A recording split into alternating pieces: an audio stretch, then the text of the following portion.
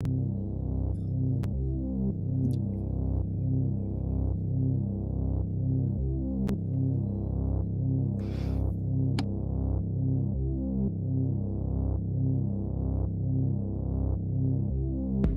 folks, I know there's a history here.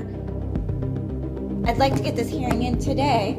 You know, everybody needs to just focus on the relevant facts, okay? I know there's a history here.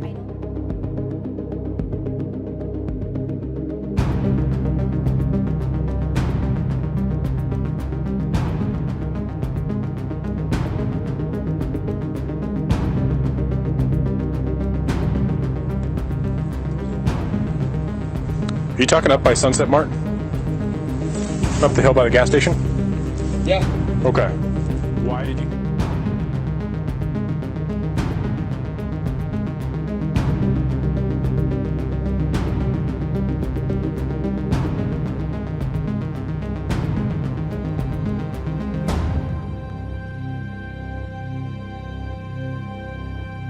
All right.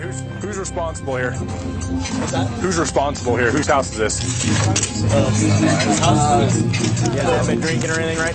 No. Okay. Drive careful, okay? Will do, thank you.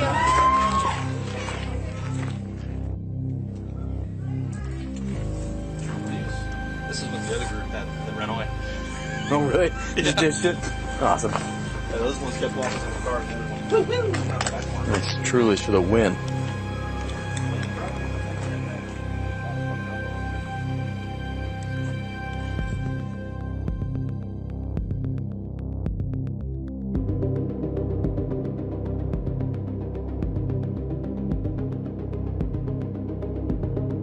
That I was given to. So there was 2 different discs. Okay? They all knew about it.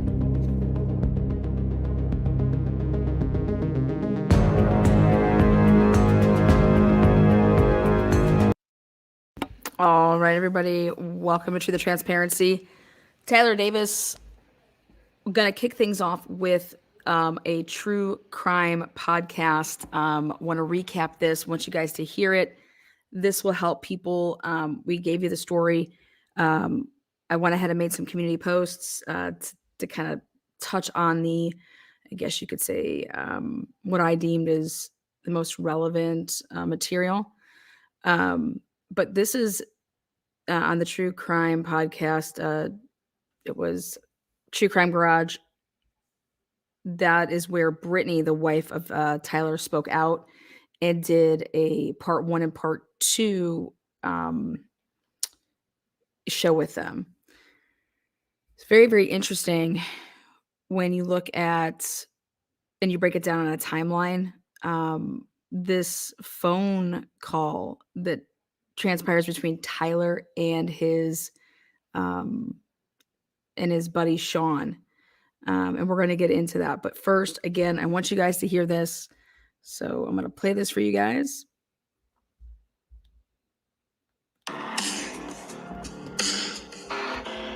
Police are seeking information on a man missing since February 24th, 2019. Husband and father, Tyler Davis, was last seen in Columbus, Ohio. Tyler was a guest at the Hilton Hotel, located at the Easton Town Center. He is Caucasian, 5 foot 10 inches tall, 170 pounds, with brown hair and brown eyes. Tyler has a noticeable birthmark on his right arm. He was last seen outside of the hotel, wearing a blue and green flannel shirt, blue jeans, and black and white Nike shoes. If you have any information, please contact the Columbus Police Department at 614-645-4545.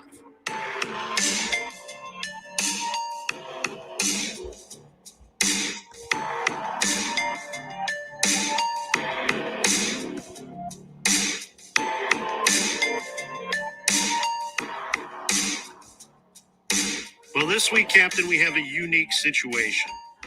We have the opportunity. Davis and her husband has been missing since February of this year.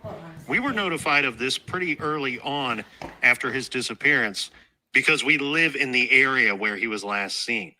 And we do this kind of thing. This is our gig, as some would call it. But we've been asked to help, and now we are asking everybody else for their help. Please listen to the shows, and we will post Tyler's picture at truecrimegarage.com. Please go there, look at Tyler's picture. Maybe you have some information that could help assist in this investigation. So let's go to the interview with Brittany Davis, Tyler Davis's wife.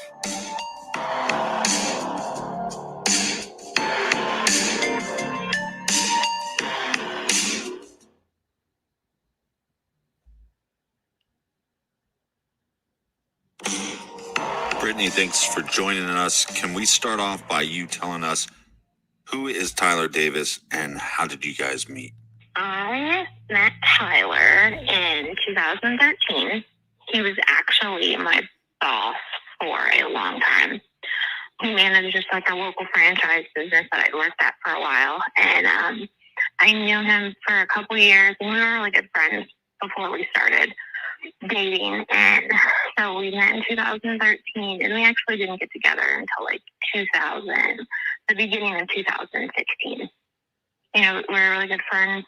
And then we ended up having Aaron at the end of 2007, or the summer of 2017. And then we got married at the end of 2017. We had just celebrated our first wedding anniversary in November. Now, you and Tyler are not from the Columbus area. Why were you guys going to Easton? And where are you from? Okay, so we actually live in Wilmington, Ohio. We do stuff like, I was a young kid, and, he works a lot. He works usually like 60 hours a week. We don't really do much. Like, we never like go out with our friends or anything like that, We're both like pretty much homebodies. We play a lot of video games. So 3 times a year, and we do it on my birthday, his birthday, and our anniversary, we will take Aaron to Tyler's parents' house for like the night or like a day or two, and we'll just like go spend time together. We went up to Easton actually for my birthday. My birthday's on February 24th, and we got there on the 23rd. There wasn't really a plan. Like, we knew we were gonna like go somewhere and we knew we were gonna go somewhere in Columbus for my birthday. We didn't know exactly where, like what area. The only reason we picked Columbus actually is because Tyler's from Circleville, and that's where his parents still live, and it's a lot closer, from Circle to Columbus, and for us to go, because they usually go to like Cincinnati and stuff. Like, we usually go a completely different direction, but that was the only reason we picked Columbus.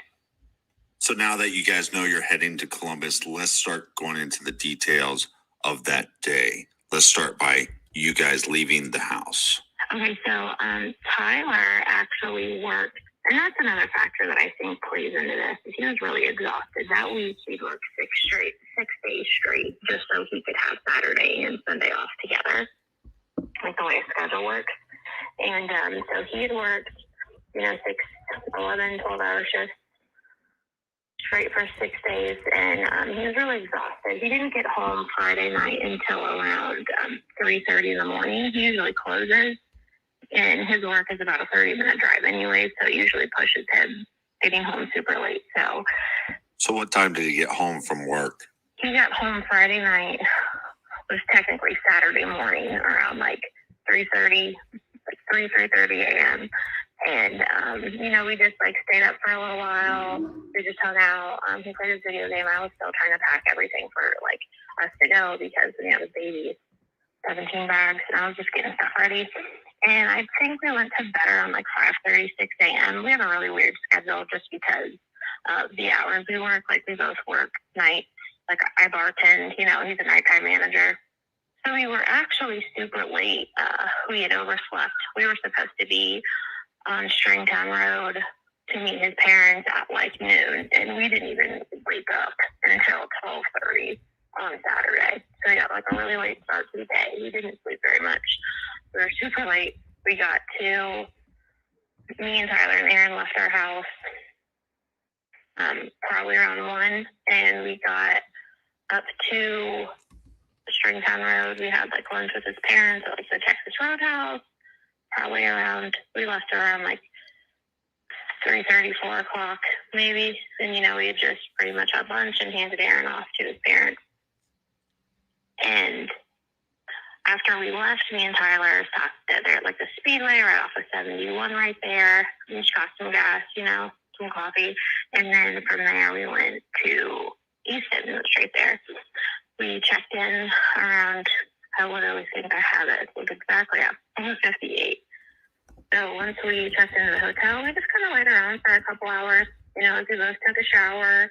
We waited on one of our friends. A really good friend of Tyler's is from the area, and he was going to come out with us that evening. We actually were supposed to meet a couple more of my friends that live up in Columbus, but nobody else ended up being able to make it out. So it just kind of turned into the three of us. You and Tyler are just hanging out in the hotel room, and Tyler's friend is going to come and meet you guys at the Hilton at Easton. Yes, he lives in the area. He doesn't live too far. You know, he is living in Columbus. So he drives to the hotel.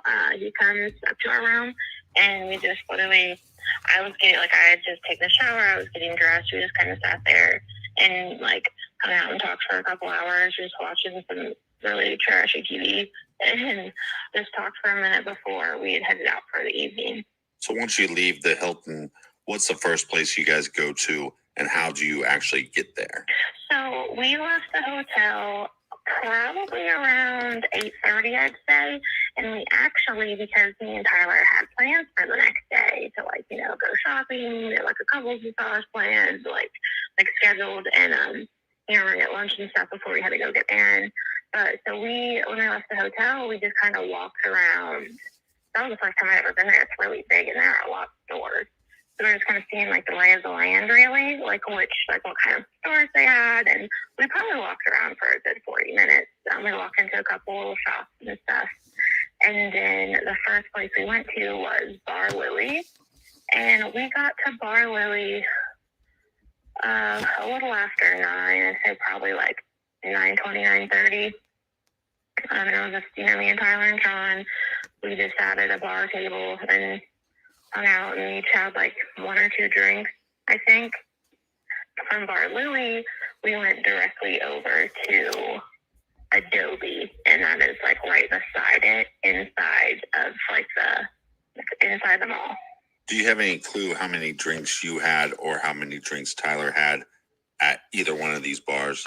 So I know when we left, okay, so let me see if I have this right. Yeah, so we left, I paid my tab literally at Easton. Tyler paid the tab at Bar Louie at like 10:19. And there I know I had 2 drinks. Tyler had half of 1 drink.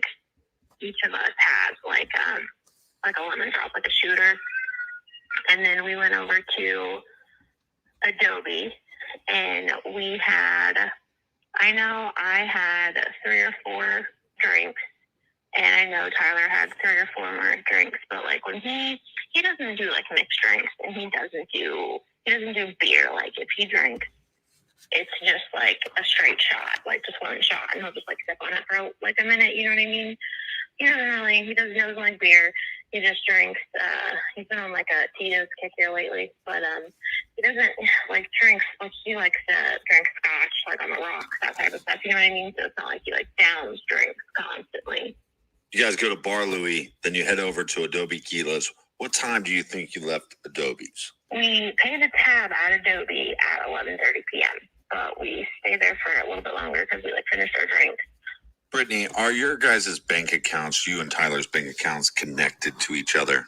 So we do not. So Tyler has like his bank account, and we've just never gotten around to like me getting on it, and then I have my bank account. But I have access to his account. Like I have all of the bank records from that night, like how much money we spent, how many times the card was swiped. Well, and that's how I literally know exactly what time like we paid our bill and stuff like that. So you guys are a young couple. You guys are coming up from Wilmington to the Easton area for your birthday. Tyler has worked 6 days in a row, over 10 hours each day. But what is the vibe of the night? So it was really like, we were having, like, that's the thing though, like this is the first time, like, this when all this stuff, that was the first time me and Tyler had ever drank together in a bar, ever. And it was like, we were having a fun time, you know what I mean? Like, we were out for my birthday, like, it was my birthday. I was trying to be a wingman for our friends, you know what I'm saying? Like, we were just laughing. Everybody was having a fun time. Like, we were just having fun. So, like, after we had our drink at Adobe, that was my idea to go to the Dollhouse, because by that point, I was a little tipsy. I had never been to an establishment of that sort before. So I was just like, yeah, whatever. We don't have anything to do right now, type of deal thing. We go back to the Hilton because our friend had ordered an Uber. It's about like a 20-minute drive, I think, like 20-minute drive, if I'm not mistaken. And me and Tyler walk inside, we use the restroom before we get an Uber, like at the Hilton. You know, so we get into the Uber and we go to the Dollhouse. And for our listeners that are not from Columbus, the Dollhouse is a gentleman's club. Yes, it is, with a bar. So now you're at the Dollhouse. It's your idea to go there. Tell us what happens at the Dollhouse. Okay, so, you know, me and Tyler and our friend, we walk in and, you know, we like pay our cover or whatever. We walk up to the bar, we like get a drink, and, you know, we're just like sitting there talking. We got to the Dollhouse around 12:45 a.m. and this is like the early morning of February 24th.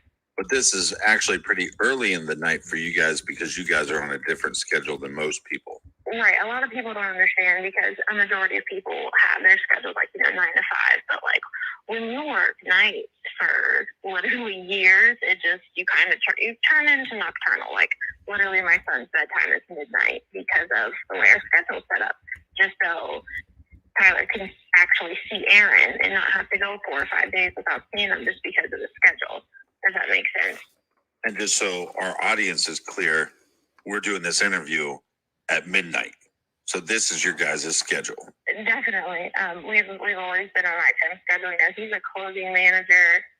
I don't even think they don't even close until midnight. So they gotta actually close, and most of the time he doesn't get home between 2:30 and 3:30 in the morning. You know what I mean? And I'm a bartender. I don't even call last call until 1 a.m. So that puts me getting home at 3. So we've always just been on kind of like a different schedule than everybody else. So now you're at the Dollhouse, the gentleman's club. What are you drinking? What is Tyler drinking? Yeah, so I was drinking Bahama Mamas. I drank Bahama Mamas all night. I like coconut. Our friend was actually, who was he drinking? Captain and Cokes. And then, I think it was Diet Coke, actually. I don't remember. But then, yeah, no, Tyler just stuck to his usual. He'll just get like a shot of Tito's with vodka. Or he'll get tequila. I would say we probably each had like 3 or 4 more drinks while we were at the Dollhouse. What is the vibe of the group? Why you guys are in the Dollhouse? It was pretty cool, you know. Met a couple really nice girls, super lovely ladies. It was, I don't know, it was like a first time experience for me. So it was just like, I was kind of just taking it in type deal thing. You know, me and Tyler just sat at the bar for a while. We were just like talking. We bought one of the girls a drink. At that point, I think our friend, he kind of just like, you know, he probably felt like the third wheel because it was just like me and Tyler and then him. So he was just kind of off, like doing his own thing, you know, like we were having a fun time. When it seems also in a gentleman's club that the females working will be extra nice to any female customers. Yeah, apparently they really will go, like, I guess couples is like a thing that they like direct towards. I don't know. I learned a lot of stuff about strip clubs after that experience in like Kentucky because that was the first time I'd ever been to one.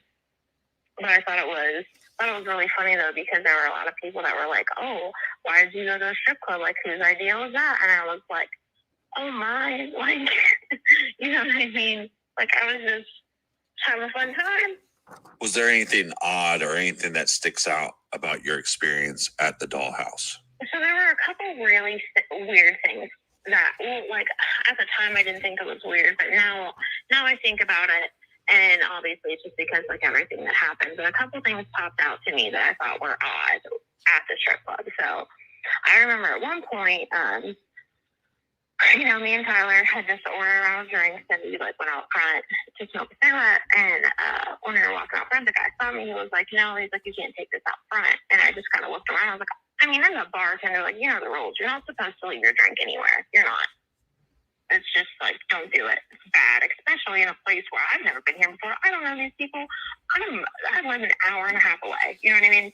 But I did. I did a no-no, and I sat it down. I couldn't see it. I walked out front. Me and Tyler did. I smoked a cigarette. We came back inside. I grabbed my drink. I took a drink of it. It was still pretty full. I took a drink of it, and then I was like, hey, I'm going to go to the restroom. And then I handed him my drink. He's like, okay, I'm going to go back to our seats, whatever. So I went to the restroom, and I wasn't in there very long at all. And by the time I got out, I noticed all the lights had been flipped. Like, they turned all the lights on. And I was like, oh, okay, so, like, I guess it's time to go, you know? So, like, as I'm walking out of the bathroom, there's, like, a really big wall, and I'm kind of walking around. Like, you can't see people, if that makes sense. Like, if somebody's exiting the bathroom where you can't see them coming out until they, like, turn a corner. And I, like, hear Tyler and like getting into an argument with the bouncer, and there he was like, the bouncer was like, you guys gotta go, it's time for you to go. He's like, no man, like, we're leaving, I just gotta wait on Brittany. He was like, my wife's in the bathroom, like, let me just get Brittany. And he was like, no, you gotta get out of here right now. He was like, we will leave as soon as she comes. Like, she's in the bathroom and she's gonna be out any second. And then I was like, that, like, I hear them, and at that point I'm like turning the corner, and I was like, look, there she is. He's like, we're out of here, we're leaving. And the guy's like, okay, cool. But like, the guy kind of was, I don't know if he thought, you know, he could have just thought they were lying. Who knows? But yeah, we all walk outside, and I look at my phone, and it put out the guy. I was like, Tyler, what's your phone? He was like, it's almost dead. And he didn't have, like, the Uber. Like, Tyler doesn't have the Uber app on his phone. Like, I have it, and then our friend had it on his phone. So I was standing out there for a minute, and I was like, hey, like, can you order us an Uber? And he's like, yeah, totally. And we ended up sitting out there for probably about 20, 25 minutes. Like, by this point, everybody else was, like, clearing out. We're just, like, waiting on our Uber. One of the girls came outside. She gave us, like, a bottle of water. We sat there, like, waiting on our Uber or whatever.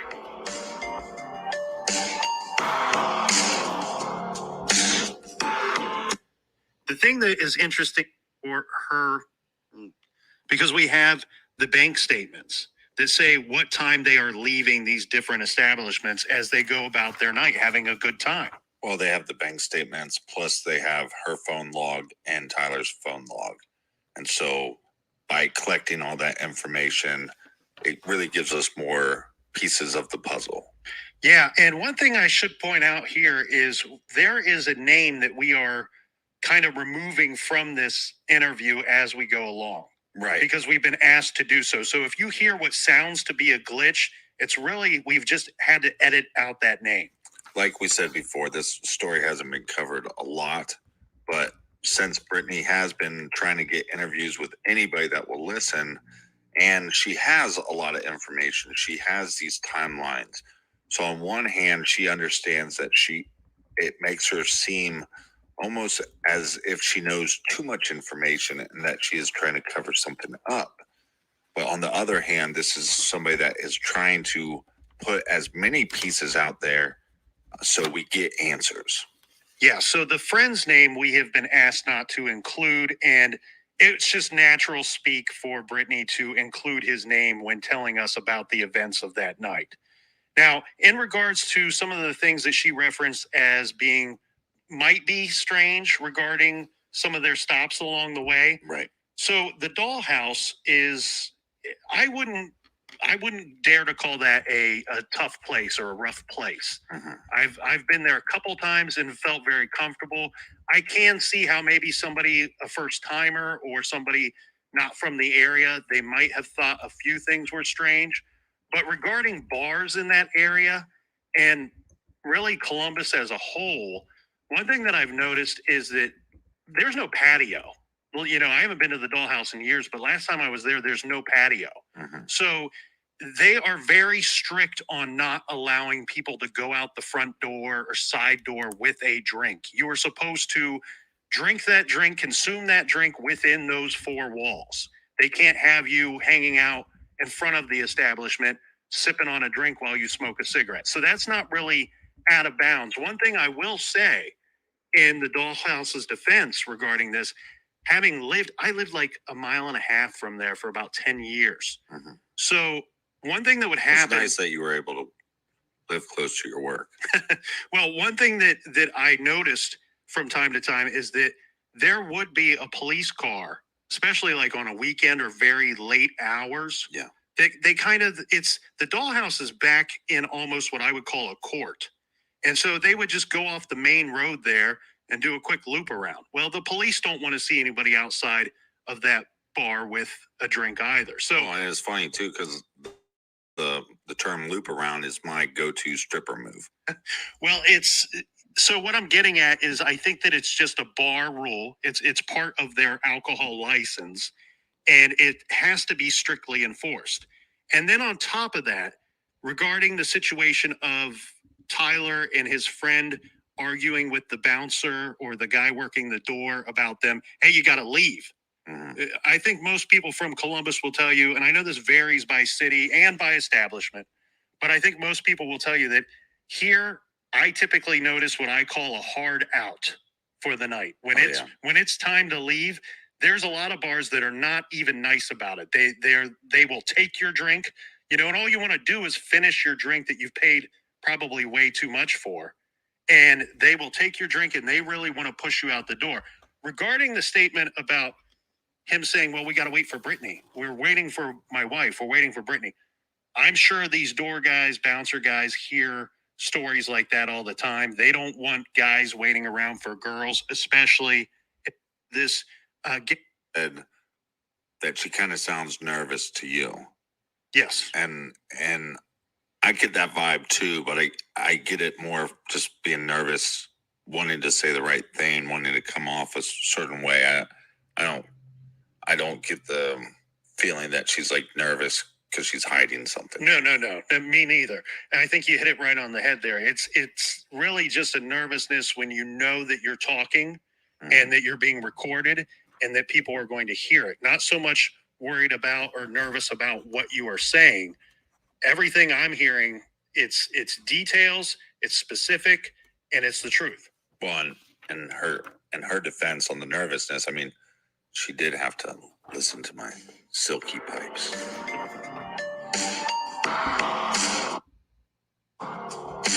It's hard to find qualified Job boards, but they don't job. at this exclusive web address. /garage. Of Robin Hood makes Taps on your smartphone. listeners of True Crime Garage, Your outstanding tax. you qualify. Up front, Tyler sits behind the oop. It was a nice car.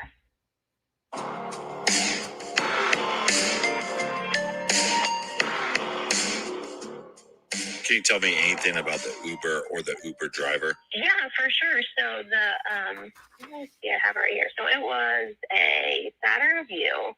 It was a guy, it was a younger guy. Am I allowed to say his name? I don't know if I'll get in trouble.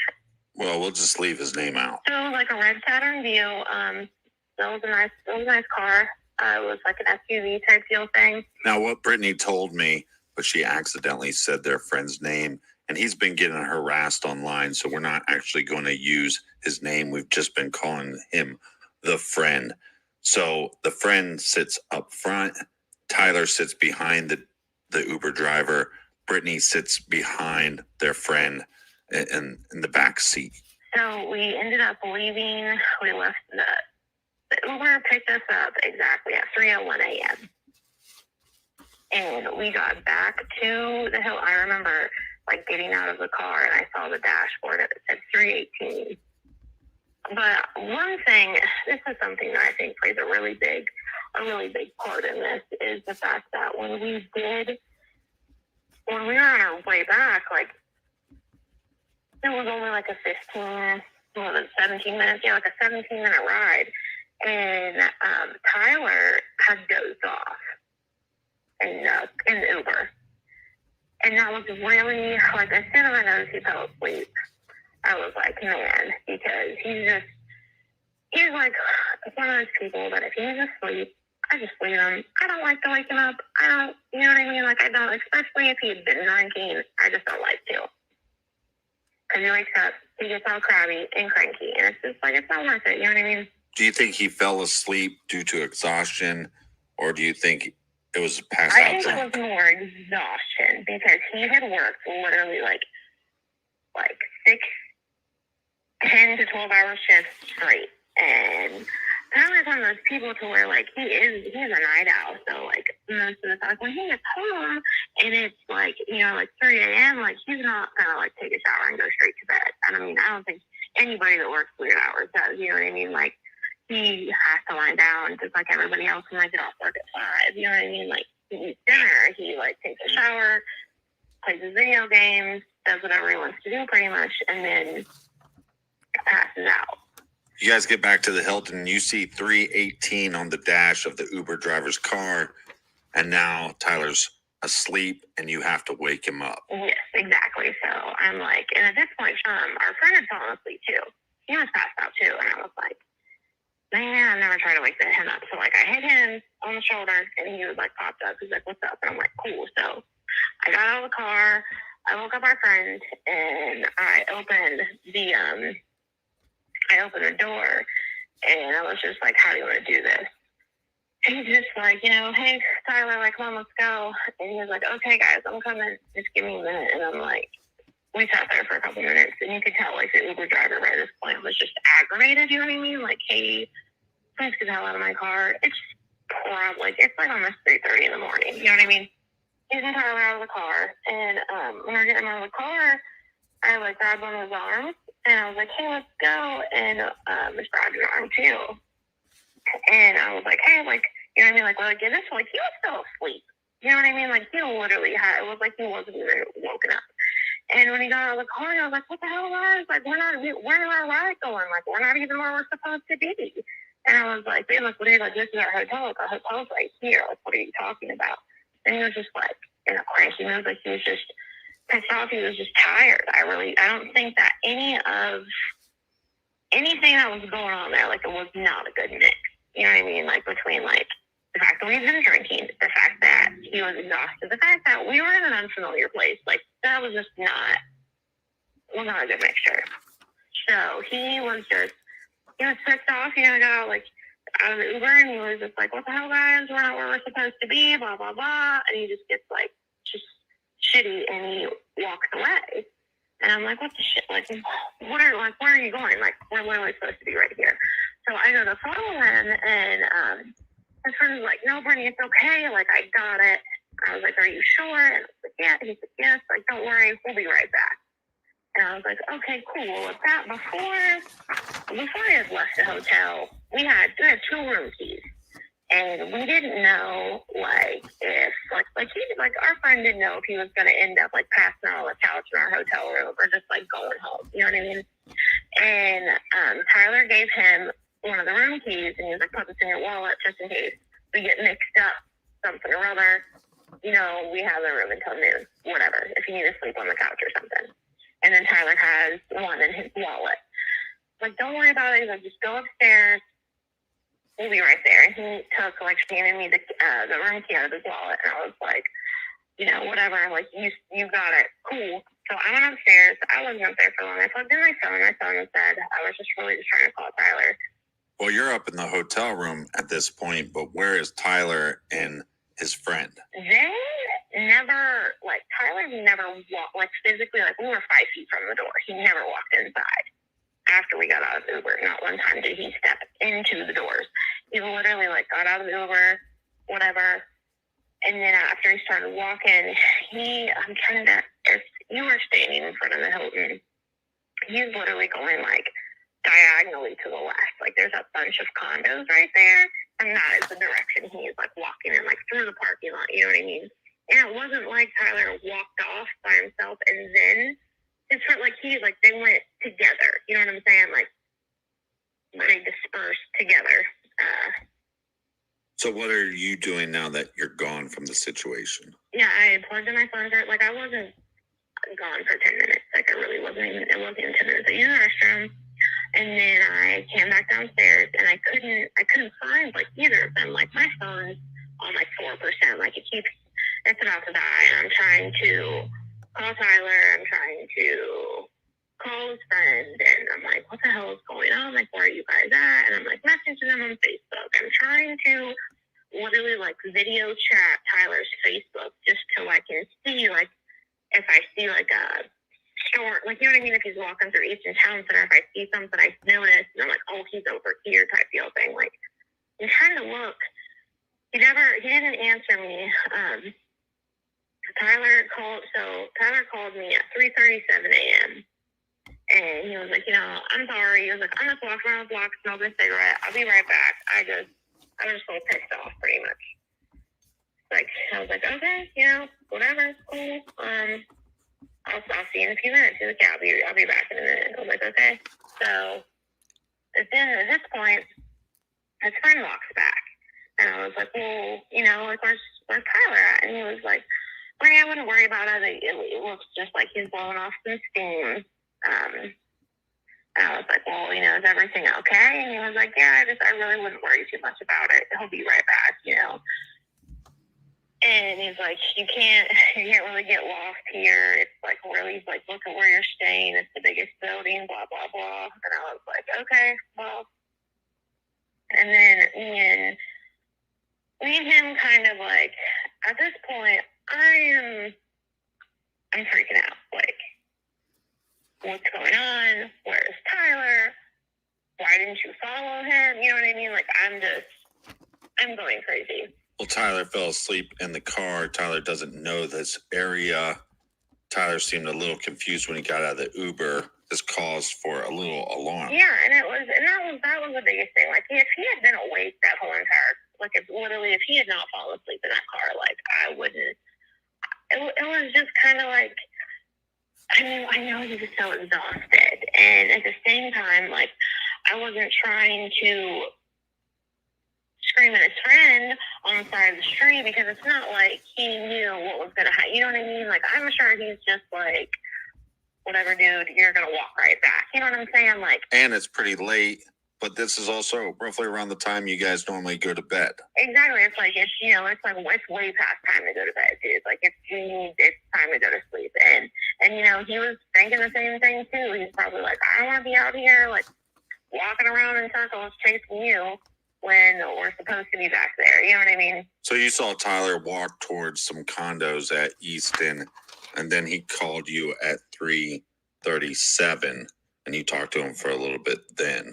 Yeah, he called at 3:37 a.m., and he was just like, he sounded like mad. He was like, I'm sorry. He was like, I'll be right back. I'm just taking a walk. And out of all of the, like, Tyler has never, like, even if, like, we had just gotten into an argument, he never just leaves and walks out and just starts walking. Like, he doesn't do that. Like, don't get me wrong. He might, like, go out back and smoke a cigarette, reevaluate, you know what I mean? Just, like, give it a minute.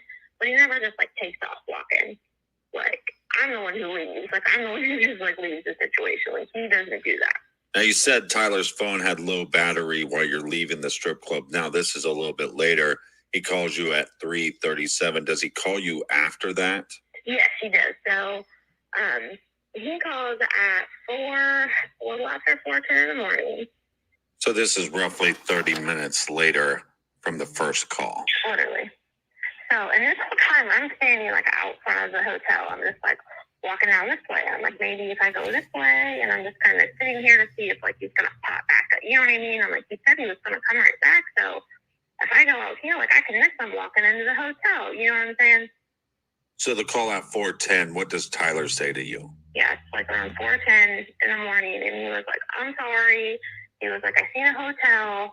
I'll be there in, like, 5 minutes. And I was like, okay. He was like, I'm walking through the woods. I see the hotel. I'll be there in, like, 5 minutes. I was like, they're walking through the woods. And I found the woods. A lot of people, when I say that, I have to make sure people know, like, my husband is not an outdoorsy person at all. I'm talking like this man. He likes video games. Like, he's literally, like, We put Legos together. I have a whole Disney princess castle in there. Like, we played games and we watched a lot of movies. Like, we're not outdoorsy people. Like, literally, the shoes he has on right now, he bought those in college. He graduated 7 years ago. Like, That just means you're poor. He doesn't, like, woods to him could be 3 trees in a circle. So at this point, you and the friend are outside the Hilton. Yeah, like we're standing on the corner. We're just kind of like waiting for him. Do you know what I mean? To just like walk back up because that's what he said. He was like, yeah, I see it. I'll be there in like 5 minutes. And I was like, okay, cool. You know, he was like, sorry, love you. I'll be right there. I was like, okay, I'll wait for you. Like, I can come and meet you right now if you want. He was like, no, I see it. I'll be right there. I'm literally looking at the hotel. And the hotel is really, really big. So like at nighttime, not all the lights that they have on it, it's very, very noticeable. It cleans out. So, you know, me and his friend were just standing there, you know, waiting for him. And then as soon as he hung up, like a few, maybe a minute, maybe 1 whole minute, Tyler calls me again. And when he called me, I answered it. And the line stayed open for like 4 seconds. And he didn't say anything. I was like, hello, you know, he didn't say anything. And then it ended. And then when I tried to call him back, it went to voicemail. So I assumed that as soon as he called me, like his phone was, he had told me through the night that his phone was going to die. Like, you know, when we were waiting on the Uber outside of the Dollhouse. Like, he was like, oh no, my phone's going to die. I don't know how, like, the exact percent, but as soon as I tried to call him back from that, like, 4-minute call, his phone was dead. And it's been dead ever since. Like, I call it every day. So what about your battery at this point? Because you said it was pretty low when you got back from the strip club. You went up to your room to charge it for maybe 10 minutes. So it's surprising that it's still working at this point. Right. It's on like, it was almost dead. And I was just like, still standing out there. And, you know, me and his friend, I'm like, you know, what do I do? We got to go do something. We got to get in the car. We got to go somewhere. We got to go look for him. He's like, Brittany, everything's fine. I really wouldn't worry about it. I'm just like, everything's cool. Like, don't worry. He's going to lock up any minute. And he actually headed out at that point. So he was like, I'm going to go. And I was like, super. At this point, I was really frustrated because I'm in an area. I don't know where I'm at. Literally. I have no clue where I am. I can't find Tyler. He has everything in his pocket. You know what I mean? Like, he has all of our bank cards, and I'm just sitting there like, what am I supposed to do? Like, who am I supposed to call? Like, I have to call somebody to come and help me because I can't find him. And I'm freaking out, and me and him get into an argument on the street, and I think he really, obviously, nobody thinks this is going to happen. You know what I mean? Nobody thinks something like this is going to happen. So I really just think at that point, he was just like, Brittany, it's not a big deal. Like, you know what I mean? Like, he's literally just got off the phone, and he said he's going to be right back. Like, don't worry about it. Go upstairs. He's going to be walking in soon. So you don't have the hotel key that Tyler has. You have the one that Tyler gave to his friend. Yes, exactly. So I was like super frustrated at this point. I was really scared. I didn't know what to do. You know, I mean, it's like damn near 5 in the morning. I didn't know who to call. Like, who? I don't know. Like, I only know a couple people in Columbus, and his friend is one of them. You know what I'm saying? So I'm just like, okay, like, what do I do at this point? My phone's about to die. I go inside, and I plug it in, and I called a really good friend of mine. I called Harley, and I was like freaking out. Like, I don't know what to do. What am I supposed to do? Where do I go? And she's like, Brittany, I think you should calm down and breathe for a minute. It hasn't even been literally 15 minutes since you talked to him. She's like, I think you should calm down, you know, tell me what happened. What did you guys do? Where did you go? So I told her all this stuff, and I was like, I need you to stay on the phone with me while I go look for him, because I don't know where the hell I am. I don't know this area. It's still dark as shit outside. And she's like, yeah, totally. So I'm like, okay, cool. So I let my phone charge decently enough so I could, like, leave. I don't know how far I was going to go. So I was probably up there for maybe, like, 25 minutes, like, talking to Harley and letting my phone charge. And then after that, I you know, grab the hotel key and start walking. And it really blew my mind how that place is really busy during the day. Like, there's a lot of traffic. And I I mean, I understand 270's right there, but that whole place is so busy during the day. But at nighttime, I'm talking about like, this is like almost 5 a.m. At this time, it's like nobody's there. So your call shows that he calls at 4:10. You talk, get off the phone. He calls right back.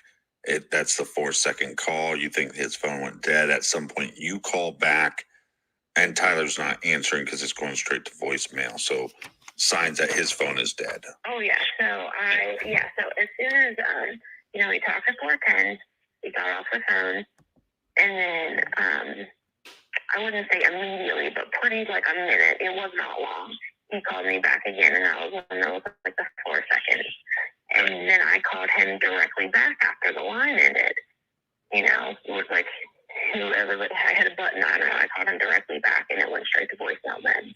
Then the next call that you made is to your friend Harley. Yeah, so I called Harley, and she stayed on the phone with me while I let it charge for a minute, and then I just start walking. And like it's pretty well lit at nighttime. And at this point, like I didn't even walk into the town center because I saw him go off in this direction. So that was the direction I started walking to. You know what I mean? So I'm like walking down like the main drag at first, and then I'm still talking to her, and I walk down a couple of the streets that's like I was just walking, and there were a couple of spots that I hit that I got, like there were no more street lights, that there were no more, because I had walked so far down, like it was just black, and at that point, I had turned around because I was by myself. So what happens next? When I look at my phone's on this bed, and I'm like a mile, I'm like on the completely other side of Easton, and I'm like, Harley, I gotta walk back to the hotel to plug my phone in. I'm gonna try to get a hold of. See if Tyler called any of his friends. I don't really know what to do, And she's like, Brittany, I think you just need to go back and just calm down. I'm sure he's probably there right now, Brittany. He could be asleep right there right now. And I was like, yeah, that's true. So I walked back. He wasn't there. I plugged in my phone. I got off the phone with Harley. So then at this point, I just started calling everybody. Like I called all of his friends. I called anybody and everyone that I could think of that he would call. You know what I mean? Did Tyler get a hold of anybody? Did Tyler try to contact anybody? Nobody talked to him. So then one of Tyler's really good friends, one of our good friends, his name's Adam. He was our roommate for a couple years in Wilmington, and right before I had Aaron, he actually got a new job and his fiance moved up to Columbus. So I called Adam, and I was like, look, this is a situation. Like, can you help me? Like, I don't know what to do. Like, where do I go? You know what I mean? And he was like, no, I'll be there in 10 minutes, 10, 15 minutes. And I was like, cool. So Adam shows up to the hotel, and he's like, pretty much like, what happened? What did you guys do? Was everything fine? Did you guys have a fun night? Blah, blah, blah. I'm like, no, like, everything was really fine. Like, we had a really good time. You know what I mean? Like, there was no problems. Like, nobody was arguing about anything. Like, it was a good time. And then he just kind of, like, walked off. And I'm like, okay, well, he could have passed out on a bench somewhere. You know what I'm saying? Like, he could have just literally fell asleep someplace. And I was like, okay. And so let's be clear with the audience about the confrontation. This is when the Uber driver is dropping you off, and Tyler is asleep and seems a little confused. Yeah, that's what it was. Like, he was just, like, still literally asleep in the back of the car. And he was just so tired. And like I said, he was just exhausted. And then it didn't help that we had been drinking that night. And so by the time he did get out, he was just, I don't even know what word I was using. Like, cranky. He was just grumpy. He was just like, I don't want to do this right now. Like, I don't want to deal with this type of deal thing. So now you and Tyler's former roommate, Adam, comes, picks you up in his car. You guys are driving around in the early morning of the 24th, February 24th, at Easton Town Center. Yeah, so he's pretty much like, okay, Brittany, like, tell me where you guys live. Let's go around here. And at this point, it's like daylight, you know what I mean? And it's already, like, Easton's already packed. Like, and it blew my mind because it was so early, but the place had already been super busy. No, it wasn't. So we drive around Easton, go everywhere for about like an hour. we're just driving around looking for places and all these different things. One thing about Tyler is he's one of those people that if, like, all of his numbers, of like phone numbers, he doesn't have any number memorized. So if his phone's dead and he has like somebody else's phone to like call someone, like he's not gonna know what the number is to even call you. You know what I mean? I was like, well, Adam was like, well, Brittany, you know, he could be at the hotel right now. Like, we don't know. We've been gone for like 45, 60 minutes, like an hour. And I was like, yeah, that's true. So we go back to the hotel.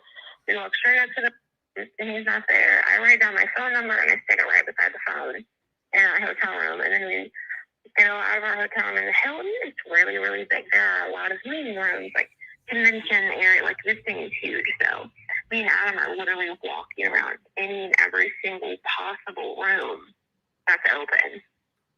Do you know if they have video footage of the front lobby of the Hilton at Easton? They do have video footage of the front lobby, but we weren't even in the lobby when all this stuff had happened. Right, you're not hanging out in the lobby, but are you going through the lobby? Where were they? To get to Where and were from they? Your room? Oh yeah, definitely. So with your story, they should be able to line up you going to and from your room with that footage. And you guys are on the 4th floor? Yeah, no, we were on the 4th floor. And like at this point, I'm just like, me in my head, I was like, oh my gosh, he's going to walk back into this hotel room and he's going to ask me why the hell I called Adam and asked Adam to come help me. You know what I mean? Like, he's going to be like, Brittany, why did you do that? Like, that's not that big of a deal. You know what I mean? Like, that's what I'm thinking. I'm like, oh my gosh, he's going to be so mad at me because I called Adam. And I'm making this a big deal out of nothing because he's just going to walk in at any moment. You know what I mean? So, you know, me and Adam, we look everywhere. We go back up to the hotel room. And I'm like, okay, what do I do now? I was like, literally, I have no idea what to do. And he was like, Brittany, you need to call his parents. Like, it's time to call his parents. One, provided the description given to us about what Tyler was last wearing. So we have a flannel shirt, blue jeans, black and white Nike shoes. And as Brittany says, these shoes are probably pretty old by this time. Right. 7 years old or so. Yeah, I'm looking at the weather report for the 24th of February. I'm seeing a temperature of like 29 degrees around the time that he's last seen. He's not dressed for that.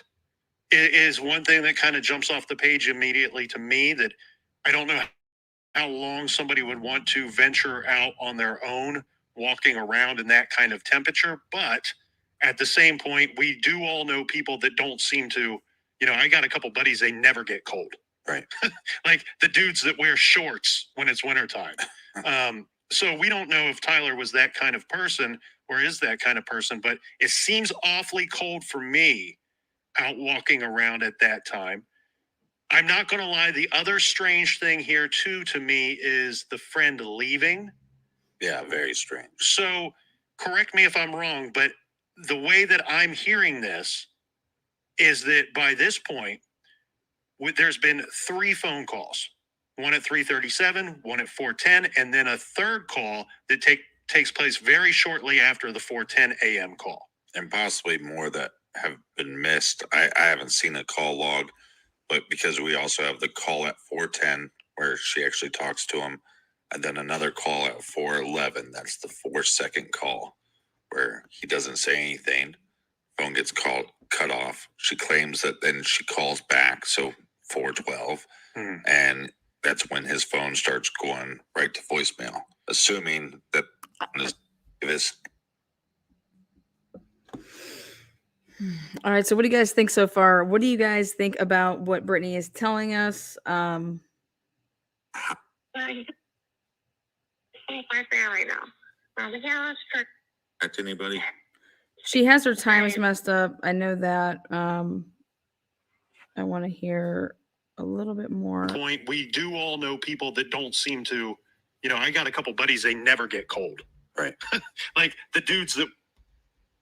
I haven't seen a call log, but because we also have the call at 4:10 where she actually talks to him, and then another call at 4:11. That's the 4-second call where he doesn't say anything. Phone gets cut off. She claims that then she calls back. So 4:12. And all right, so I'm going to recap what I have to this point. 4:58, they check into the Hilton. 8:30 p.m. is when they start to go walking around. Between 4:58 and 8:30, Sean, the friend, comes over. Sean was married at the time, and he did not bring his wife. The reason I think that is strange is because when Brittany says something about she felt like she was being like a good wingman, that they were being like a wingman to Sean. Why would Sean need to have any wing? He has a wife. So you usually not somebody's wingman when they are in a relationship. Maybe Brittany didn't know that. Maybe Sean didn't tell her that. I mean, I don't know. But I thought that was interesting to hear that part. And that was her own words. So now it makes sense to me. They have something mixed up. When they had said that they got in an Uber to go to Bar Louie, that is not true. Bar Louie used to be right next to Adobe Gillis, and it is now the Urban Outfitters that is there. I was trying to, I think I got a pretty good camera of it. So when you're going up over here, right there, that's where they walked, which is actually right across from, it's right by the Hilton. And right where it says Urban Outfitters, that was Bar Louie's. So they were right next to each other. You go in actually inside the part of the Easton Town Center that is inside of the mall area. The mall area is really small because this is all outdoors. Really nice area. But right there, straight down that street, right there's the Hilton. So it's just literally right there. So they get over there to Bar Louie at 9:20, 9:30 because they walked around. Now, this is something that I must say. If you walked around at least a little bit, something that Easton's really good about is they have directories / little maps that you can get. But the Hilton is literally like the beginning of where Easton starts. And you would know that everything is going to be going then, the only way that you're going to get to Easton and that they would have gotten there is getting off 270. And that's the start of it. So knowing that if you walk towards the freeway, there's nothing there. You're going to be walking the opposite way that, actually Tyler went off to. So for them, I don't know how much I buy into that they were walking around, because before going to Bar Louie to like check out the area, I literally think that they just walked from their hotel to that mall area and went upstairs. The reason I say this is because you would have realized if you did any walking around that Easton is, if you're going across that street, you're going into apartment / condos. They said that they only had 1 or 2 drinks, and then they tabbed that at 9 or at 10:19 at Bar Louie. He only actually had a half of a drink, and they both had a lemon drop. He usually was on a Tito's kick. He would drink scotch on the rocks. At 11:30 is when they tabbed out at Adobe Gillis, which is right. This is this bar right here. Walk right into it, right? Ocean Club's fabulous, right here. If you're going to go to Adobe Gillis, it's really salty. So ask for your food not be salted.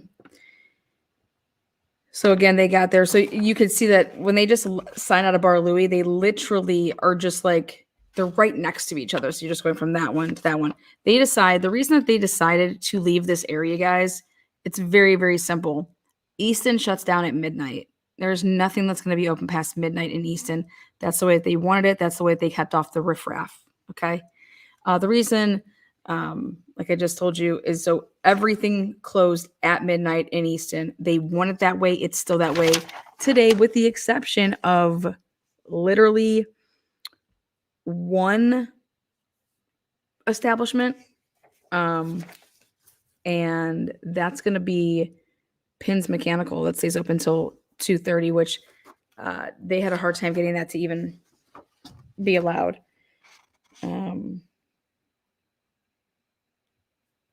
But that wasn't like that in 2019. So in order for them to continue hanging out, unless they wanted to just go back to their hotel room, they would have to leave Easton, this area.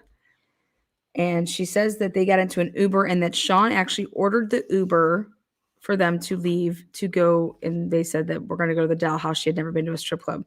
I think that that's perfectly fine.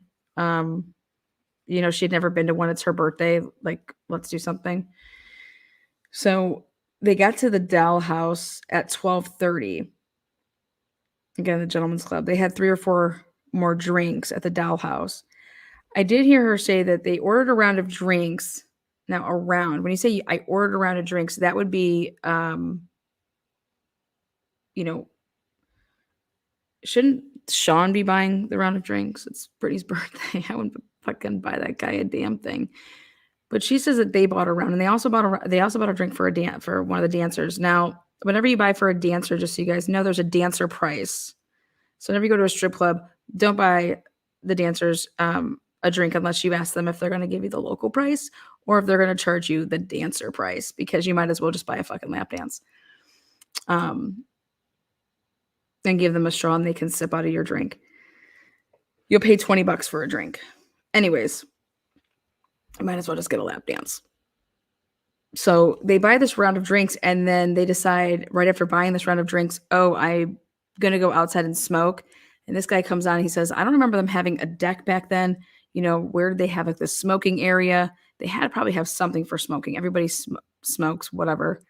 I shouldn't say everybody. I hate it. But I would think that this strip club had to have had some designated area at that time. But she didn't want to leave her drink down. Then she ends up doing it and leaving her drink down. And here was a mixed drink. She goes outside. They were smoking. Then they come back in, and then she picks up her drink that she had, gives it to Tyler. So again, I don't know if that was a way of her thinking that maybe somebody tried to spike her drink, but then because she gave it to Tyler, that it was his drink that got spiked. I don't put any weight in any of that. As far as, I don't think that it's weird. I think what's weird is that she left her drink unattended. I don't think anybody spiked it, and I don't think he was spiked. Then she decides that after she takes her one sip and hands it to Tyler, that she's going to go to the restroom. When she goes to the restroom, she's in the bathroom, and when she comes out, she notices that the lights were turned on. Something that I think is interesting is Tyler and Sean, I guess, were having a conversation with the bouncer. I want to know, how did she know what that conversation consisted of? Did Tyler or did Sean tell her what that conversation consisted of? Because obviously she was in the bathroom.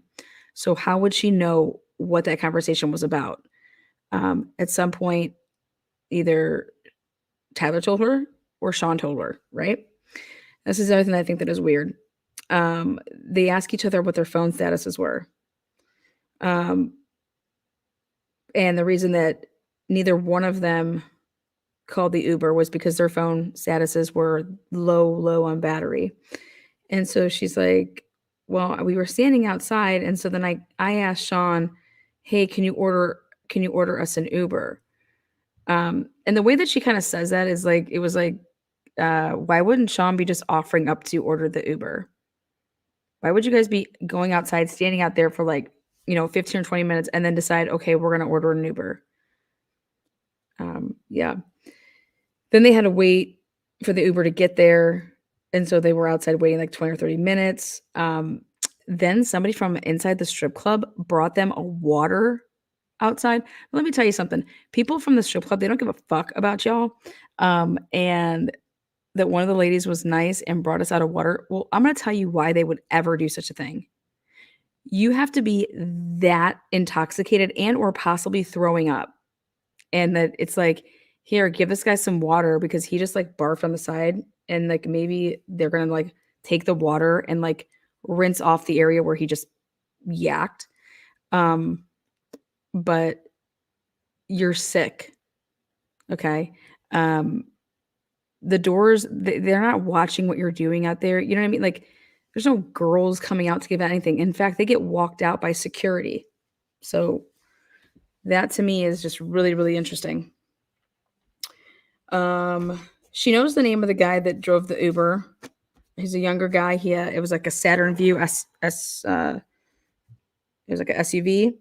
The friend sits up in the front. Now, I've never heard of such a thing, that people are just like, I'm going to get in the front seat of an Uber unless what? I'm not sitting next to him. He's sick. I'm not going to have him puke on me. That's why I would sit in the front seat. So everybody always sits in the back of an Uber. You don't just go and sit in the front of an Uber, especially in that type of a vehicle. There's plenty of room for all three of you guys to be sitting in the back.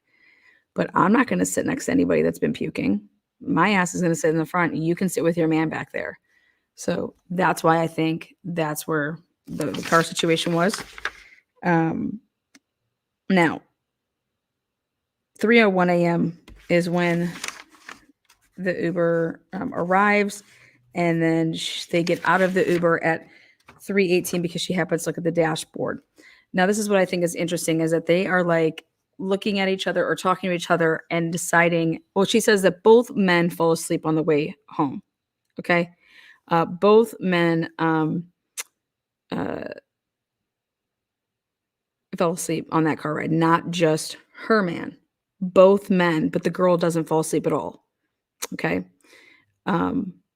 So when I just showed you guys, this is the Hilton. She says that they're at the end, like, no, we weren't by like the entrance, like right there by the lobby. Like, that's not where this all took place. And I'm gonna say she's absolutely right, because I showed you guys. I want you guys to see this area yet again.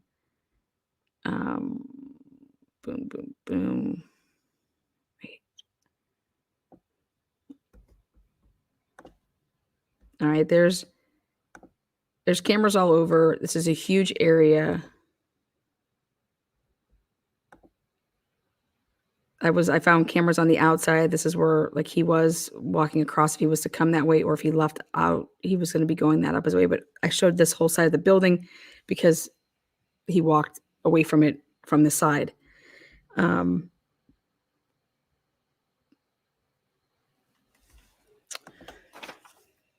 So when they say they get out, though, she kind of has to wake up both of them, but she doesn't want to really kind of wake him up because he gets cranky or whatever. So they have like a conversation about how they're going to go about this. And she kind of grabs his one arm, and they were like, kind of like help him out of the Uber. He was like stumbling, falling. I'm sorry, but that's not from somebody being cranky. Like, I may be cranky, but I'm not going to fall out and not be able to be coherent. Like, but how do you become, like, you're out having a good time. You're used to being up in Adam at that hour, you know? This doesn't sound like the last thing that you want to do if you are that tired and exhausted is go walking around. You want to just get into your hotel room, get into bed, and like pass out. Now, she says that he walks off, Tyler, and that the friend goes right with him. Now, this is what I think is interesting. When you get the police, I'm going to pull this one up. Take a look. This is what the police say happened. Well, before I go to that part, let's see what else I want to say. Oh, okay. Yeah, before I say that part. Okay, so they're trying to help him out of the vehicle. He hands Brittany out of his wallet. Here's the room key. Okay, the friend does this. Here, take my room key that Tyler gave me. And he says, we will be right back, because he's going to go walk with him. Okay. And she says that they were like 5 feet from the front door when this all took place. I'm telling you, where is the camera footage of all of that interaction? Why has that always been held back? Of them arriving with this Uber. An Uber driver takes you right up. You know what I mean? They don't drop you off on the side of the road. They pull into the Hilton. They're going to pull up right. And you're going to get out of the car right there. Where is any of that footage? Not to ever be seen. And they have it. Now, he says, "We will be right back." Sean says that. So he's going and following him. And he was like right behind him. My question is if you're right behind him and you say, "We'll be right back," you know which way he went. I was able to then find out that Sean and Tyler spoke on the phone, and it was an 8-minute conversation. Okay, at the time of this interview, it did not come out, but it was an 8-minute conversation that Tyler had with his friend Sean, and it started at 3:42 p.m. or a.m. Okay, so he starts walking off at 3:20 a.m. And I'll show you guys the digital footprint, but they are on the phone for 8 minutes beginning at 3:42 a.m. And it's just two phone call. It's phone call between, let me put it this way. It's two phones that are talking to each other. We don't technically know who's talking to each other. How about that? Okay. Which would be Tyler's phone and Sean's phone. An 8-minute conversation. Do you know how long 8 minutes is? 8 minutes is a really, really long time.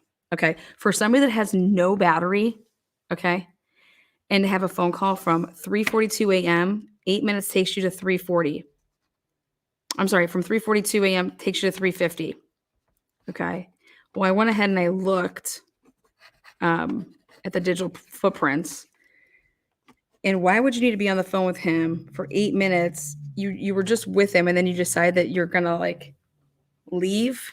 Like this, I don't think Brittany has the right timeline down, and so I want to listen to that part again. But 8 minutes is a very long time to be allegedly talking to somebody and talking to them about what? But who came forward to say this was Sean when he called up these people that did this interview with Brittany. He called up and he wanted to clarify some things.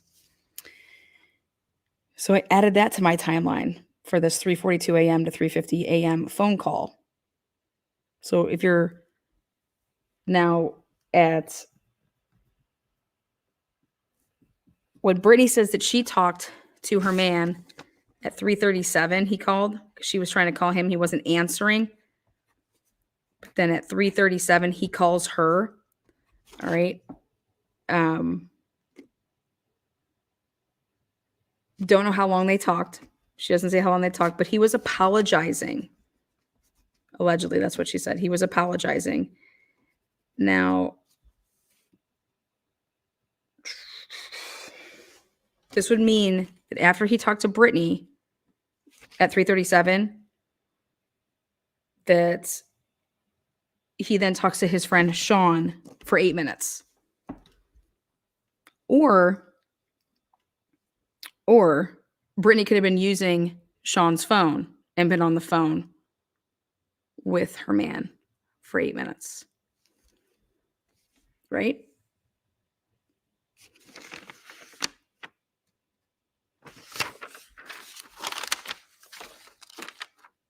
Also, the 4:10 a.m. phone call that happened on with Tyler's phone calling Brittany at 4:10, it could also be somebody else that was on the opposite end of that phone call, right? Right.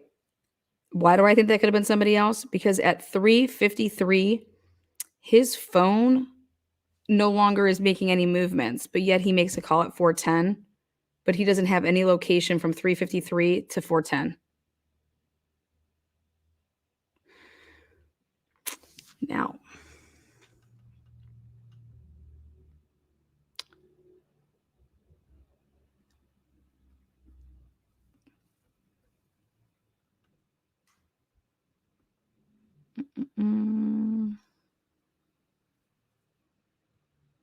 let's take a look at. I was able to find the wooded area, and you guys are going to shit when I show you guys that there was an emergency. Now, I'm finding out when they put this in, but there is a little area with, God, it's crazy. I literally was standing this morning in the last known points of where Tyler stood, and I walked the path that the police released. Now, also, we have to remember Do we think that the police would release everything they have? Absolutely not. And if you think that, may God be with you.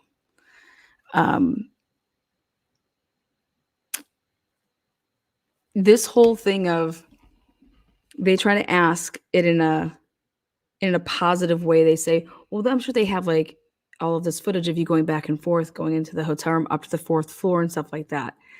And she's like, her answer to that was, well, this didn't happen right outside in the lobby. It was like she already came up with like a little bit of an excuse why some of the stuff would not be on the camera.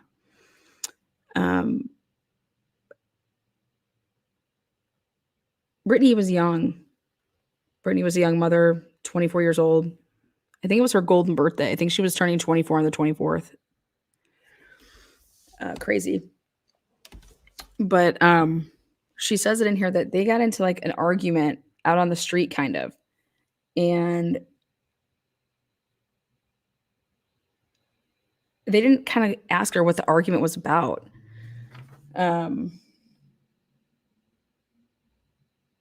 Like, you come back, but you're not with him. Oh, he'll be right behind me. He's just letting off some steam. Okay. Well, what time, how long did it take for him to get back? Because from 3 o'clock or from 3:20 to 3:37, there's no phone conversations. But she said that she was trying to call him and he wasn't answering. And she was trying to FaceTime him and he wasn't answering. Then I went ahead and I looked at the police digital footprint. And the police only have his movements from 3:20 to 3:21 to 3:22. They have him covering a lot of area in that short of amount of time, because then everything else is like 3:33, 3:34, or 26, 27, 28. Like it's like 1 minute intervals to 2 minutes spread all out. But that beginning portion, leaving the Hilton at 3:20, and it says that he's then on this next street at 3:21, and then down at the bottom, there's like a bigger gap. And I thought that was interesting because I walked it, and I don't think that you could get that far in 2 minutes walking. It's almost like the first part, he was like in like a vehicle. So, and she's saying that she's never had him ever storm off. She said this is the first time that they ever went drinking together. You know, I didn't realize that people that work at Wendy's don't get home until 3:30 in the morning if they're working the late night. You know, in Wilmington's like dead. It's like I can't believe that their Wendy's is just bumping like that back in the day. And maybe because the college campus. I thought that was a dry campus. I'm going to look into that. Let me take a look. But something else, I want to finish out a couple of things that she's going to say here at the end, and then show you guys something else.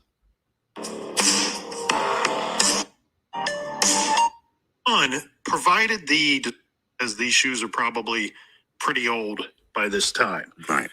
7 years old or so. Yeah, I'm looking at the weather report for the 24th of February. I'm seeing a temperature of like 29 degrees around the time that he's last seen. He's not dressed for that. It is one thing that kind of jumps off the page immediately to me, that I don't know how long somebody would want to venture out on their own, walking around in that kind of temperature. But at the same point, we do all know people that don't seem to, you know, I got a couple buddies that. And possibly more and that's when his phone starts going right to voicemail, assuming that the phone is dead at that point.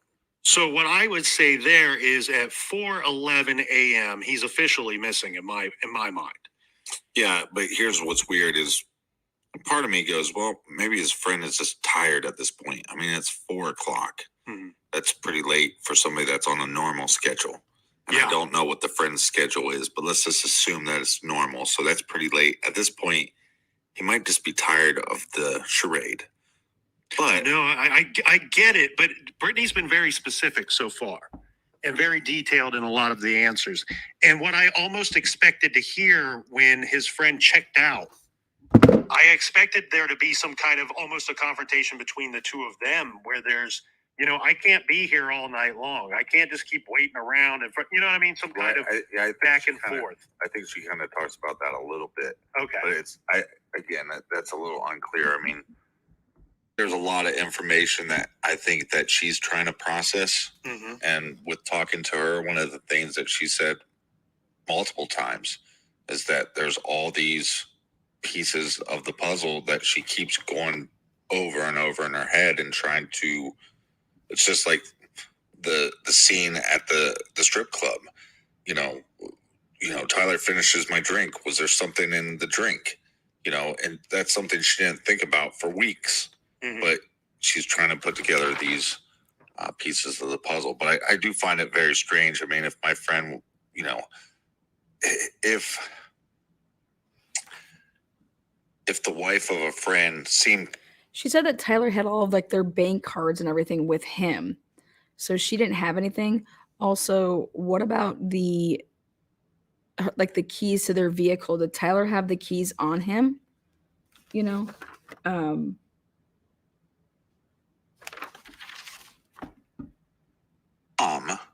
At the time, like, oh, he's going to be back in a couple seconds. Mm-hmm. Okay, well, I'm going to head out.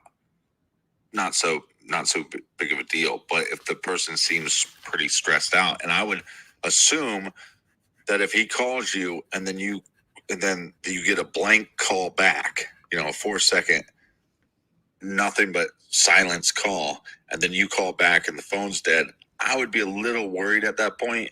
And so I think as a friend, I would not want to leave my friend's wife there until I saw him. And once I saw him, I go, okay, I'm out of here. Right.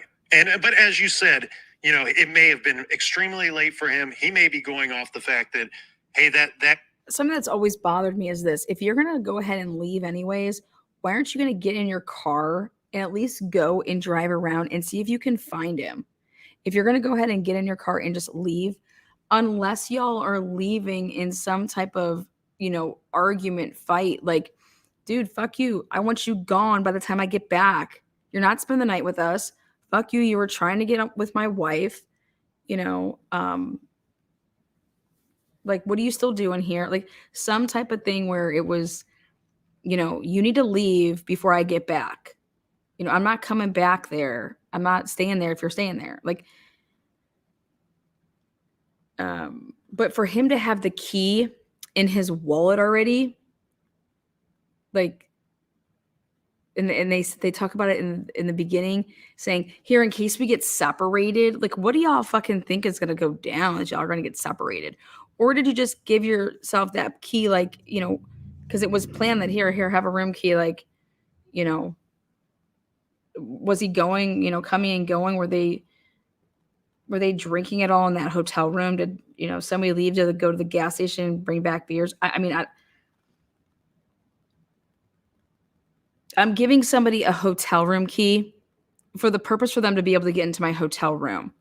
Not if they're just meeting me up over there, like, but they have to have a purpose that they're coming back there. Like, there was been a plan. And she kind of talks about it where she's like, it was going to be a thing. Like, are you going to crash on the couch? Here, we didn't kind of know how it was going to play out. Like, we'll just see how you feel. And if you get too drunk or whatever, then you can stay here. But I don't know why I would ever think that I would be splitting up and getting lost or getting here. If we get separated, like, we're not going to some, like, we're going everywhere together. That would never be my reasoning for giving somebody a key here if we get separated. So how are we going to get separated? Like, we're going around together. Like, it'd have to be at the moment of me saying, or we're about to separate. Like, here's a room key because we're about to go our separate ways at that moment. I would never give somebody a key and say, here, in case we separate, here you go. Or you'd hand that person a key if, like, they're planning on staying there. If that was the plan. I'm not giving you a key to my fucking room. She doesn't even know him. Like, that was the first time that she's ever hung out with him, from my understanding. You know, but if he's going to leave in his vehicle, then why wouldn't he go look for his friend? And the only thing that makes sense to me is why you wouldn't go look for your friend is because your friend doesn't want you anywhere fucking around them.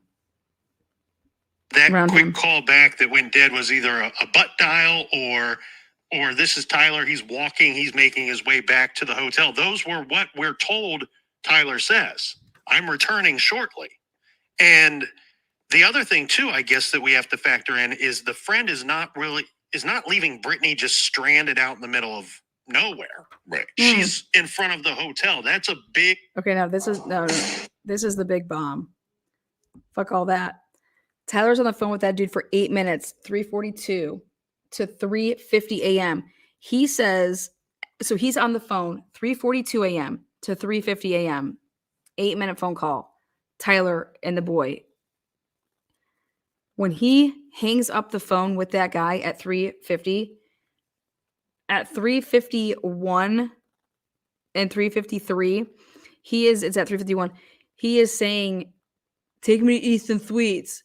Take me to Easton Suites." That's how he sounds. I don't know if that's how he normally sounds, but you want to know what's fucking nuts?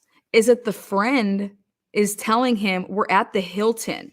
It's with the big H next to the side of it. This is what this guy comes on and does like a big interview about. He says, "Hey, so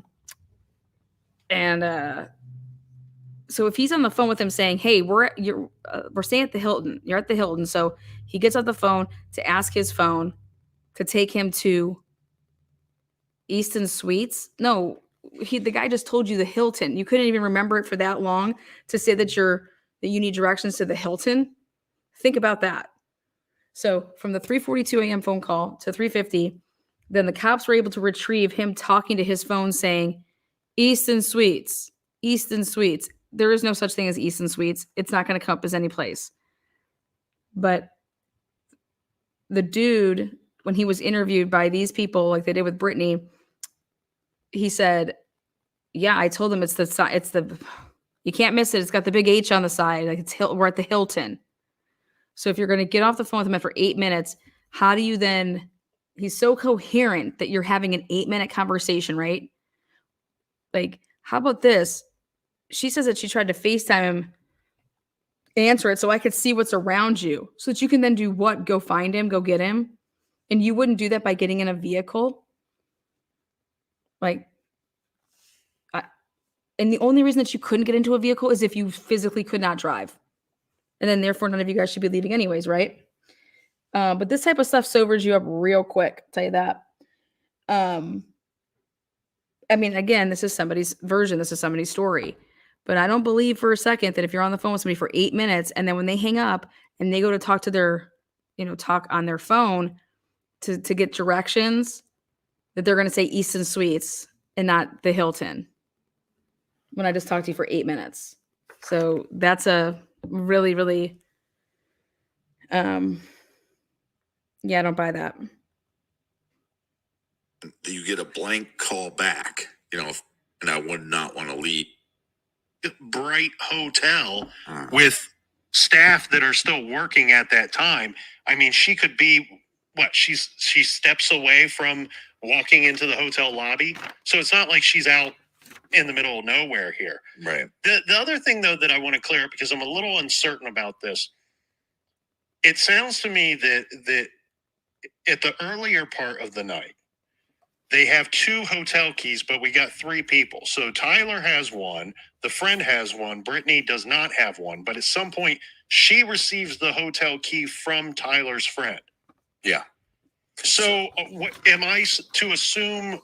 What I'm questioning here is when the friend returned to the hotel, does he use a key card to enter the room, or is he just showing up? He has no key card now because Tyler is out wandering around with the key card. Well, no, I think what happens is when they return that she gets the key card from the friend. Because basically the reason why they gave him the key card was just in case they got separated. We're a couple. We're not going to, we're not getting separated. Right. Right. And like she said, she was trying to be a wingman for this guy. So he was, out looking for, a female friend. So if they did get separated, well, heck, if you can't make it home, you have a key to the room. You're welcome to crash on the couch. Mm-hmm. So it sounds to me that once the exchange happened, boom, he's married. Homie was married. You wanna know how I know that? Because the police got his phone records and his wife's phone records during the investigation. And so you're going to sit here and tell me that Brittany did not know that this man was married? Because that's what I thought was crazy is if he's married, why didn't he bring his wife out? Why wouldn't they go out like as a couple? Okay.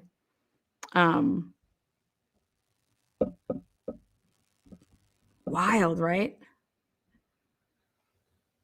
and that somehow she got the key from the friend, and then she went up and charged her phone. But to me, and I know, like, I don't mean to throw shade, but at the same time, Brittany's trying to take all these pieces, and you'll hear it in her story a lot, like going back over something, because she's looking at notes. She's saying, oh no, well, this also happened. Oh, and here's this other thing that happened. And she's trying to remember everything because she does think it's important to get as much information out there.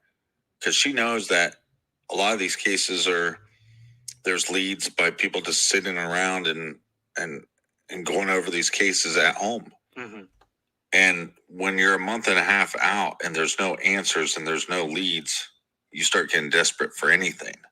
But well, and you question every little thing. Yeah. You wonder about every little thing. I have a difficult time with the battery charging of the phone and the battery life. A lot of that stuff doesn't add up to me. You know, it seems like the phone is constantly dead, but there's phone calls being made.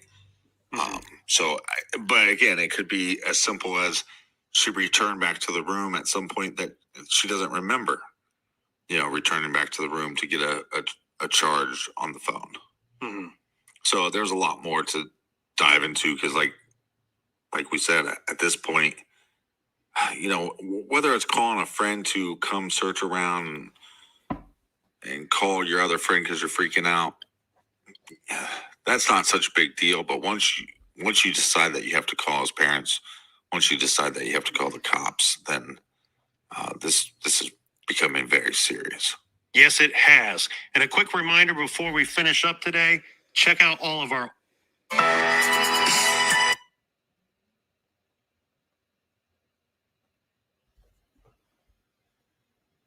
When it comes to quality sleep at Stone, it comes... Name my son.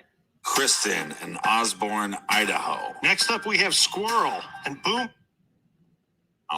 Past daylight. It's 10:30 in the morning. You don't know what to do, and it's serious, and you need to call Tyler's parents. I'm not trying to worry anybody. Like, that was the one thing that I was terrified to do. I was like, I can't call his mom. I can't. Like, I cannot call her and tell her this. Like, we have to go find him first. And, like, he's going to be so mad. Him and his parents are so close. And, like, he's going to be so mad if I call his mom right now. And I was like, Brittany, he was like, you have to check out of here in an hour and a half. He's like, then where are you going to go? Then what are we going to do? So I sat down and I called Rhonda. And I was like, this is a situation. I don't know what to do. And she was like, okay, calm down. I'm sure everything's fine, And at this point, I had already called Franklin County Jail. I had already called all the hospitals. I had already called, you know what I mean? Like, I'm thinking all options. Maybe he got a public intox. Maybe he's in jail somewhere. You know what I mean? Maybe he hurt himself and somebody took him to the hospital. I'm like looking at any of these different things to try to, I don't know, like make some sense of this really. So I told Rhonda and she's like, okay, don't freak out yet. She asked me if I had called all the jails and asked me if I'd call hospitals and all that stuff. And I was like, yeah. And she's like, okay, well, Kevin's on his way. He's on his way right now. And then I'll figure it out. I was like, okay. So it took Kevin probably about 45 minutes to get there. So after I got off the phone with her, Way I was longer like, than that from Circleville. Let's go drive around again. Let's go see if we can see something else. You know, there's another street that I wanted to look at or something. I don't know. So we get back in the car and me and Adam drive around again. So Kevin gets there and, you know, he's like, what happened? Like, what did you guys do? Blah, blah, blah. I told him everything, you know, the story. And he was like, okay. And he was like, I'm going to go find him. And he just starts walking. And I was like, okay. And this man literally probably walked 30 miles. He didn't leave till it was dark. He went through every single patch of those woods on foot that day by himself. So now that you contacted his parents, when do you contact the police? So Rhonda calls me right after Kevin gets there, and she's like, Brittany, it's just like, we're not at the violent missing persons report right now. And I just like, no, like, I'm sure he's gonna shoot us, like, Brittany. And it was just like, right when she told me that, it got really real, really. Like, I knew it was real because I was already like sick worried, but then that was just like a whole other level. You know what I mean? Like, I was just already terrified, and now I have to like. So when did you call them? I called them around, I don't know, like 11:30. They actually weren't even there until 12:30. I met them in the parking lot of the Hilton, and I gave the officer I told him everything. I said, this is what he was wearing. This is what, last time I seen him, I talked to him.